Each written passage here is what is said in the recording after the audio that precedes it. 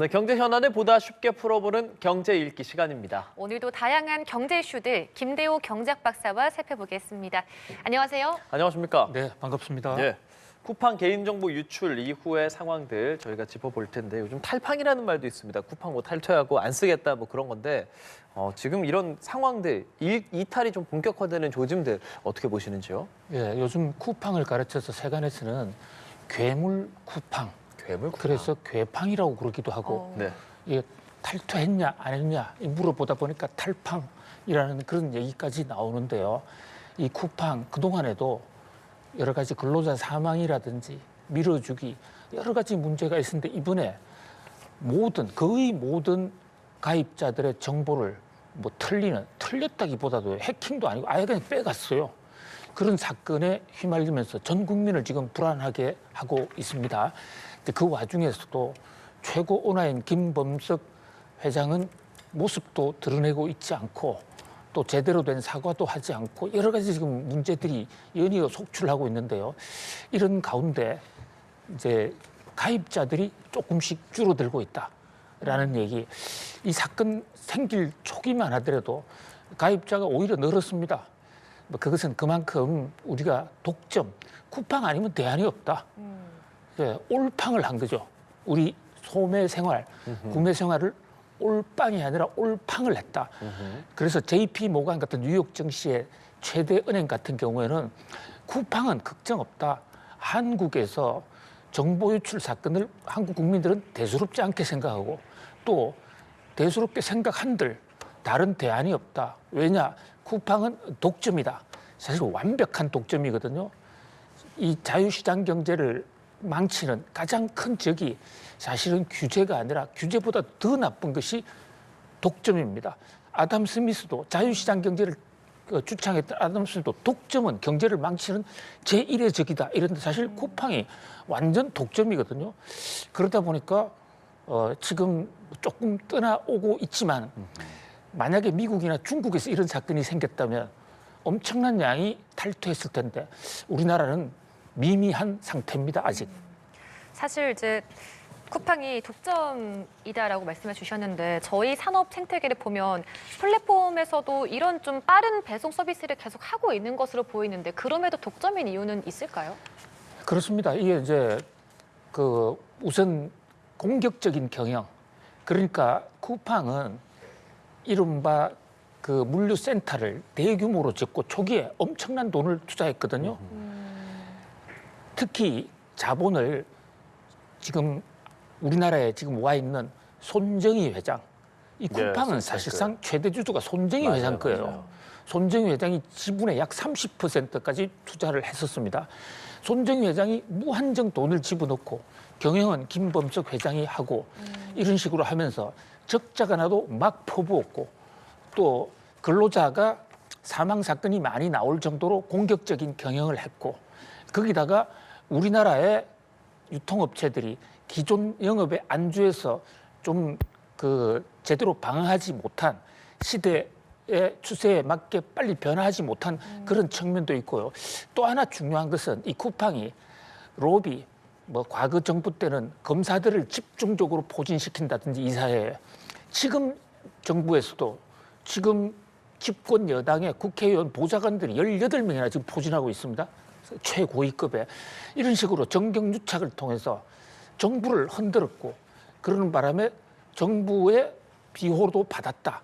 그런 면에서 독점 체제가 완성됐다. 그런데 이 독점이 되었을 때도 독점의 횡포를 부리기 시작하면 여기 경제에 엄청난 이제 부작용을 줄 수 있는데 물론 쿠팡이 경영 혁신으로서 우리 사회, 우리 경제에 기여한 바도 크지만 독점의 횡포를 통해서 산업 생태계를 무너뜨리고 노동 현장을 질식하게 하고 이런 여러 가지 부작용도 있거든요. 따라서 이번 사건은 단순하게 정보 유출 문제를 넘어서서 쿠팡 독점 이대로 좋은가, 우리 유통산업 한쪽의 편식 이대로 좋은가의 근본적인 의문을 제기하면서 근본적인 대책을 세우는 하나의 계기가 되었으면 하는 그런 생각입니다. 네. 자, 요즘 대기업 임원 인사 시즌입니다. 지금 이 시간이 딱 점심시간에 직장인분들 식사하시면서 보는 딱 그 뉴스 시간이거든요. 최근에 서울자가 김 부장 이야기라는 드라마가 좀 화제입니다. 혹 보신 적 있으십니까? 예, 볼 시간은 제대로 확보가 안 돼서 어떤 드라마인지는 아시죠, 그래도? 예, 그런데 그 여러 가지 인터넷을 통해서 또는 젊은 세대들 뭐 수업 시간에도 자, 서울에 자기 집을 갖고 있는 대기업 부장, 사실 자기 능력만으로 올라갈 수 있는 보통 셀러리맨들의 최고봉 아닐까 싶어요. 그렇죠, 맞아요. 우선 대기업에 취업하기도 쉽지가 않고요. 대기업에서 어느 정도의 자리를 확보해서 인정을 받고 뿐만 아니라 개인적으로도 서울에 자기 집 전세나 월세가 아닌 경기도 출퇴근이 아닌 이런 정도면 굉장히 성공했다고 볼 수가 있는데 예. 네. 그 서울 자가 대기업 부장님도 부러워하는 자리가 있습니다. 임원이죠, 임원. 그렇습니다. 이 우리 기업의 직원을 흔히 임직원 여러분 예. 이렇게 얘기하지 않습니까? 임원과 직원은 성분이 달라요. 임직원 여러분. 예, 그러네요. 임직원, 임원, 직원으로 구분을 하는데 우선 임원은 같은 회사 종사자지만은 월급 받는 사람이지만 경영자 쪽에 들어갑니다. 경영자로서 회사를 관리하는 입장이고 직원은 관리 당하는 근로자 입장이라고요. 그러니까 저 부장선에서 한 단계 올라가서 네. 임원이 되느냐 아니면 부장으로 퇴임하느냐 여기에 따라서 인생이 완전히 근본이 달라지는 아니 뭐 임원이 되면 뭐가 얼마나 좋길래 그렇습니까? 일단 경영진으로서 발탁이 되는 계기가 되고 예. 또 하나는 이제 급여라든지 차 여러 가지 일할 수 있는 그 환경이 뭐 한 10배 내지 20배 이상 환경이 바뀐다. 그래서 임원이 사실상 꿈이죠. 중국 황하라는 큰 강이에요. 예. 그 강에 등용문이라고 있는데 우리나라도 등용문이라는 말을 많이 쓰죠. 예. 자, 밑에서 물고기가 올라오면서 큰 난관을 넘어서 점프해서 성공하면 용이 되고 거기서 떨어지면 이무기가 된다. 이게 중국 전설이에요. 그래서 중국 기업에서 임원이냐 아니냐. 임원은 용, 그리고 직원은 이무기 이렇게 구분하기도 합니다. 예. 아 근데 이렇게 어쨌든 임원으로 올라가는 게 셀러리맨들의 가장 최고 위에 있다라고 말씀해 주셨는데 근데 그 확률이 너무나 적어요. 그러니까 그만큼 어렵다는 말인 건데 확률이 0.82%에 불과한 거로 나타났고 그리고 점점 더 확률이 작아진다고 합니다. 전년에 비해서도 더 작아진 건데 왜 이렇게 문턱이 점점 높아지는 걸까요? 그렇습니다. 지금 네. 0.82%라고 하셨는데 1%가 채 안 되는 거 아닙니까? 100명이 입사하면 그중에서 임원될 확률이 1%도 조금 미달하는 그런 상황이에요. 그런데 사실 이 확률도 사실 뻥튀기 된 겁니다. 그래요? 왜냐하면 대기업에 입사할 수 있는 확률이 대학 졸업자 기준으로 보면 한 50대 1 정도 되고 그렇죠. 또 그 괜찮은 대학에 들어갈 확률이 50대 1 정도 되고 이렇다면 대기업 임원될 확률은 한 1만 대 1 정도 되지 않느냐. 예. 사실 존경해야 됩니다. 그만큼 엄청나게 노력한 분이기도 한데 왜 이렇게 줄어드느냐. 여기도 AI가 있어요. 인공지능 같은 게 늘어나면서 관리도 그 인공지능을 통해서 집체적으로 과학적으로 순식간에 할 수 있는 방식이 많이 생기기 때문에 예. 한 임원이 관리할 수 있는 직원의 숫자가 종래 50명에서 지금 200명, 300명으로 늘어나고 있는 데다가 또 임원 한 사람에 들어가는 비용이 워낙 크니까 회사 입장에서도 가급적이면 임원의 숫자를 좀 줄이려고 그러고 또 임원으로 올라가도요. 그때부터가 사실 경영자로서 시작입니다. 임원은 언제든지 잘라도 상법상 노동법상 하자가 하나도 없거든요. 예. 그러니까 오늘 임원 승진하고 내일 잘리는 사람도 좀 봤어요. 그래도 어떤 아무도 말을 할 수가 없습니다. 그렇기 때문에 임원은 경쟁이 훨씬 더 심하다. 세상이 하루가 다르게 지금 바뀌고 있기 때문에 예. 적응하지 못하는 사람은 아이고. 언제든지 떨려 나갈 수 있다. 그만큼 무서운 시대에 우리가 살고 있다. 이렇게 볼 수 있습니다. 그렇습니다. 좀 뭐 앞서도 얘기를 저희가 방송 전에 얘기했지만 박사님 한 30년 넘게 직경 생활하셨다 그랬잖아요. 예. 요즘의 트렌드가 임원이 좀 많이 젊어지는 것 같아요. 뭐 30대, 40대 임원들도 많고 이렇게 가는 것은 아까 말씀하신 것처럼 세상이 바뀌기 때문일까요? 그렇습니다. 특히요. 네. 이 역사 발전에 역사학자들의 분석을 보면 역사는 절대 평균적으로 바뀌지 않는다. 그게 역사학자 토인비 얘기입니다. 그러니까 우리가 5,000년 역사를 걸어왔으면 5,000년이니까 1년에 5,000분의 1씩 이렇게만 바뀐다면 우리가 대처하기가 좋아요. 예.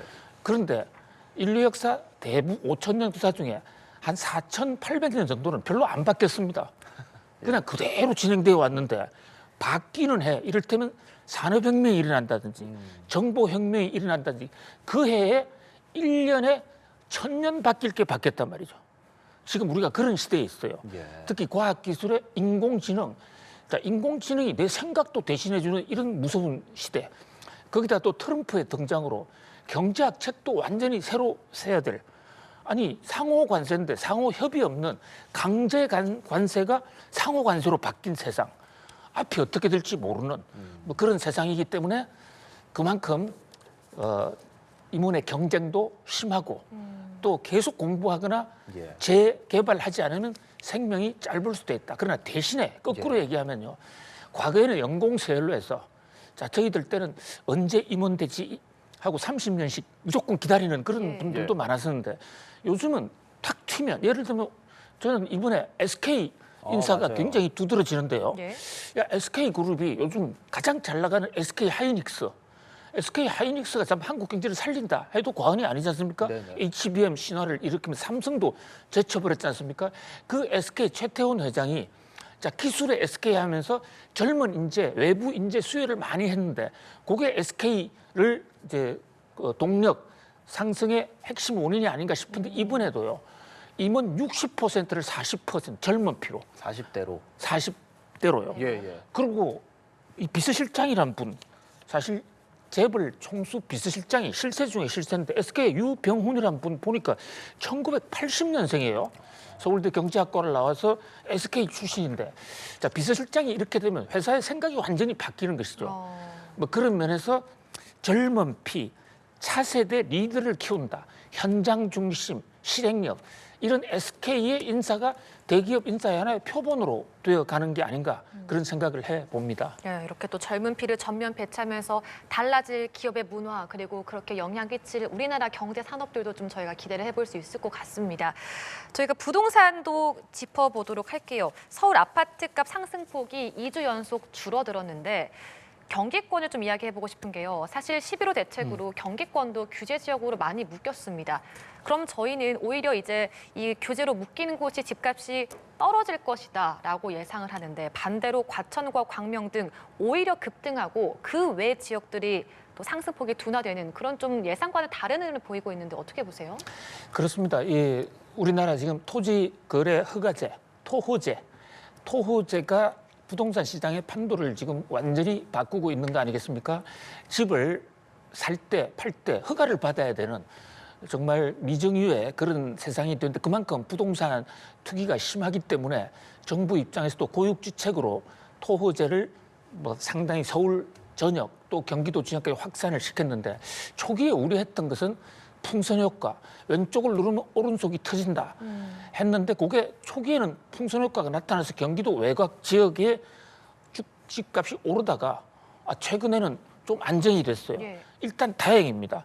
그러니까 부동산 가격 터지는 것이 풍선 효과가 확산이 안 된 것은 토호제의 부작용을 일단 차단할 수 있다. 그런데 문제는 그 중심에 경기도에서도 가장 많이 오르고 있는 곳이 사실 광명, 과천 이런 곳이었지 않습니까? 맞아요. 여기가 좀 더 오르는 겁니다. 자, 이 대목은 이제 토호제가 어느 정도 그 상수가 되니까 새로 생기는 생경한 게 아니라 같이 데리고 살아야 될 하나의 제도다. 이런 면이 되다 보니까 이제 만성이 되고 하나에 적응하는 것이 아닌가. 그래서 결국 다시 그 똘똘한 한 채 거기다가 역세권, 교통 편리하고 학군 좋은 데로 다시 몰려가는 거 아닌가 이런 생각을 했는데 단 그 11호 대책 이후에 집값 상승폭이 지금 2주 연속으로 상승폭은 줄었습니다. 예. 그래서 일단 조처가 아파트 가격 상승세를 막는 데는 성공하고 있다. 네. 다만 이게 어디까지 갈 것이냐. 이 대목은 아직 좀 더 두고 봐야 할 것으로 보여집니다. 그렇습니다. 서울 자가사는 김 부장 되기 참 어려운 요즘입니다. 가구 순자산 관련된 조사도 나왔잖아요. 보니까 4억 7천만 원? 1년 전보다 한 5% 늘었더라고요. 근데 다만 이게 뭐 집값이 올라서 그렇다라는 분석들도 있던데 어떻게 생각하세요? 그렇습니다. 이 경제에 몇 가지 공동으로 추진해야 될 우리 목표가 있습니다. 일단은 성장률이 높아서 나눌 이코노믹 파이가 많아져야 되는 거 일단 중요하고요. 예. 또 수출도 늘어나야 되고 일자리도 많이 생겨야 되는데 그와 못지않게 자, 그 늘어나는 성과가 골고루 좀 나눠주면 뭐 100% 똑같을 수는 없지만 기회의 균등 정도에서 열심히 일하면 같이 잘 살 수 있는 사회, 이것도 우리 경제학에 굉장히 중요한 목표인데 이 양극화, 빈부 차이가 요즘 더 벌어지고 있습니다. 맞아요. 몇 가지 이유가 있는데요. 전 첫 번째가 인플레라고 보고요. 그 환율이 오르고 물가가 오르면 자산을 가지고 있는 사람은 이득인데 급여에만 생활하는 사람, 아무리 급여가 올라도 인플레만큼은 안 오르거든요. 예. 이런 면에서 벌어지는 거. 그다음에 이제 자산 가격이 있어도 지방과 서울의 격차가 과거에 이런 적이 없었는데 이게 아마 똘똘한 한 채 후폭풍으로 서울이냐 수도권이냐 지방이냐 그 소재지에 따라서 가격 차이가 너무 나다 보니까 그 간격이 더 벌어지는 거 아니냐. 그런 면에서 수도권 서울 집중 뭐 그것이 산업 경쟁력 편에서 장점도 있겠지만 지방에 계신 분들의 지역에 계신 분들의 소득, 자산 이 대목도 우리 사회가 같이 고민하고 균형 발전을 해 나가야 되지 않겠는가라는 그런 심각한 고민을 해 봅니다. 알겠습니다. 오늘도 다양한 경제 이슈들 김대호 경제학 박사와 살펴봤습니다. 말씀 고맙습니다. 고맙습니다. 감사합니다.